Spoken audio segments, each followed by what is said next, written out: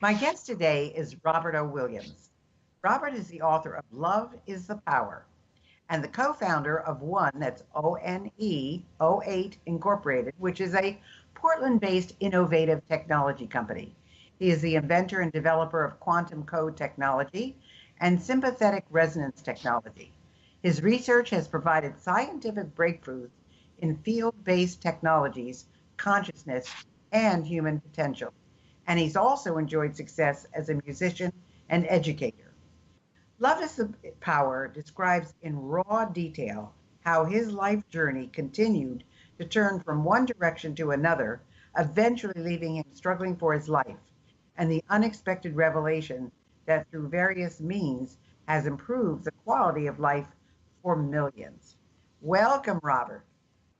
Thank you so much. It's a great honor to be on your show.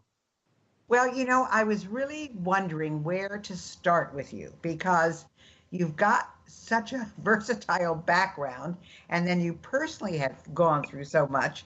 And, I just decided, well, we'll take a piece from that and a piece from that and a piece from that. So, why don't you tell us why you decided to write this incredible life story as a book? There's two answers. One is I had a buddy in Australia who just kept bugging me, write this book, write a book. I'd never written a book before. So he was convinced that I could do it and encouraged me. But I think more profoundly, I kept feeling that there were a lot of people looking for validation of their own lives, of their own experiences in these, you could say, unusual states of consciousness, unusual dimensions of reality, and specifically through our own hearts and our own contact with our essence, that something is really important is happening globally. And I felt that in my book I could validate or even just talk about what's going on, and people would be interested. So how is the ultimate purpose of love realized? The ultimate purpose of love, in my humble opinion, is to realize that our essence is not limited to our thinking, to our emotions, to our physical sensations, that our essence, who we are, is love. And what that means is love is not bound by any particular kind of restriction. The love that I'm referring to is unconditional love. It is that which immediately responds or immediately guides us from moment to moment appropriately. It's not a love that is passive when there's danger in the area, or if there's danger directly approaching us. This love doesn't just lay down. It's a love that can be fierce and responsive to environmental and other kinds of threats. But as we go throughout the day and night, even in our dream states, there is a consciousness that is our essence, that is not bound by any of that. And that unbounded, we can say that infinite reality is one of love. It is one that can improve our own quality of life. And most importantly, as we approach a certain number of as we approach a certain number of people that are in contact with that reality as their hearts, as a state of consciousness of love, then it will create a ripple effect throughout the globe and throughout all of the human race. And in our opinion, it is something that could change mass consciousness to improve the quality of life and decrease suffering and decrease cruelty. And these thoughts that are bound in each moment and look for other boundaries to overcome, and all kinds of things happen when our hearts are closed down.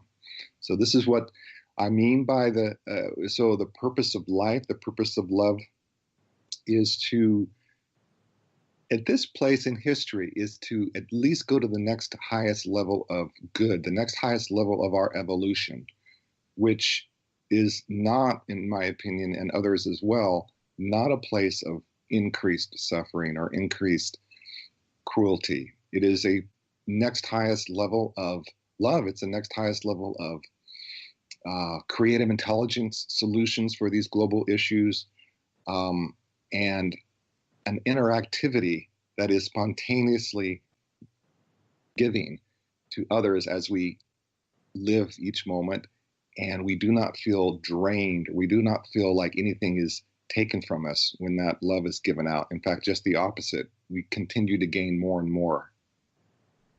Well, now I don't know if you want to talk about the medical issues you had, but when you chose not to seek help for them, how long was it before you realized that there is healing in the accepting of that physical pain?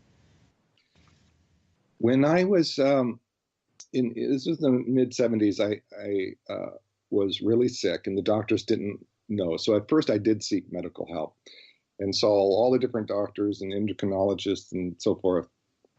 And I believe it was I look at it this way, I was very fortunate that they could not figure out what was wrong with me after running every test they could think of. And all that they saw was an obvious state of degradation of my health. And I'm 6'3". I was down to 118 pounds and pretty much crawling around, couldn't do anything. My liver had shut down, and on and on. When they said I should go to the hospital and just be under 24-hour care, that was a decision I was asked to make. And of course, all the doctors wanted me to go. But I just felt that it was the wrong decision. It was one of those knowingness, but also you could say common sense. Look, if they hadn't figured me out in the last 2 years, why would all of a sudden, or why would in this hospital environment, could they save my life or figure out what disease I had or what was wrong with me? But in addition to that, Dr. Gale, I was not afraid to die. I was 25 years old. I wasn't married. I had no children. I had a pretty good, unusual, but pretty good life. And I had been meditating and read about different philosophies of afterlife. And I just did not, if it was my time to go, I was fine with that. And so at such a young age, too. Yeah, and I had an unusual childhood, which we can get to. I grew up, you could say, in different circumstances, and so which prepared me for that decision. But I didn't give up in a sense like, I'm just giving up. I remember, like, what am I going to continue taking here? Well, vitamin C, and there was a couple of other things that I felt I resonated with, and I stopped all the drugs and antibiotics and stuff. Kept on. So I drank water. I ate good food, and I also just prayed. I also just said, if it's time for me to go, then I'll allow this to happen. And I didn't have one kind of religion, but I believed in the higher sources and the higher wisdom of the ages and even higher love. So I approached that time in my life with a primary attitude of surrender. And indeed, what happened was I was stumbling to the bathroom one morning and I passed out, or I tripped and fell. I don't remember that part, but saw my body on the bathroom floor and had what they later called a near-death experience. Do you want me to talk about that? Well, I'm just, this is all a show about living regret-free. And so I really would like our listeners to know how you get to that kind of, through an experience like that, and, how you accept that and you got through it. So I don't want to, we only have a less than 20 minutes so left. So I Okay. don't want to, I want to get to some of the other issues as well. But I guess I'm just saying, what made you accept this? You, regret free. I love that. I knew that I was more than my emotion. I knew that I was more than my thought. So regret is an emotion. And I had many regrets when I was 25 years old. I should have done this, should have done that. I treated that person poorly and I regret. I think we all have hindsight and then we can regret. But I also specifically remember that if I were totally loving for myself and out to others in the world, that love is greater than any kind of emotion, which also included regret. So the state of love is, oh, what am I feeling? What am I thinking? I'm feeling regret, and there's a certain quality of feeling that goes along with that. If I just love, it's like a crying child. If I just love that place in me that is regretful and continue to love without trying to change it, without trying to talk my way out of it, without trying to hold on to it or get rid of it, that's what unconditional love is, right? We just are there. We are open to that. That regret will change. It'll change. That feeling will change. It might be to grief, might be to anger. It'll go throughout whatever the wounds are that are accompanying that regret. Eventually, they'll all balance out. And that's what I was doing prior to this near-death experience. My attitude was finding those points of resistance. I was resisting my shame. I was resisting my guilt. I was resisting my regrets, and resisting that possibility that my life was over, and I couldn't get married, and all that stuff that comes into the mind. So I know our audience is going to want to know, Robert, how did you get healed? Well, at first, it was just a self-healing experience. When I came back into my body, and I write about this in my book, there's all kinds of things I saw, quote unquote, on the other side.